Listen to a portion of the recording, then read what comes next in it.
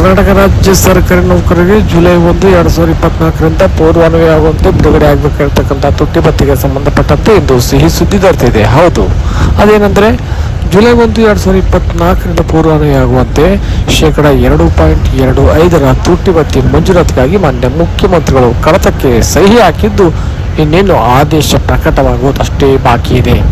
ಹೌದು, ಇಂದು ಕರ್ನಾಟಕ ರಾಜ್ಯ ಸರ್ಕಾರಿ ನೌಕರರ ಸಂಘದ ವತಿಯಿಂದ ಒಂದು ಪೋಸ್ಟರ್ ಅನ್ನು ಬಿಡುಗಡೆ ಮಾಡಿದ್ದು ಅದು ಎಲ್ಲ ಸಾಮಾಜಿಕ ಜಾಲತಾಣದಲ್ಲಿ ಹರಿದಾಡುತ್ತಿದ್ದು, ನಾಳೆ ಇದರ ಬಗ್ಗೆ ಅಧಿಕೃತವಾಗಿರ್ತಕ್ಕಂಥ ಒಂದು ಆದೇಶ ಹೊರಬರ್ತಕ್ಕಂಥ ನಿರೀಕ್ಷೆ ಇದೆ.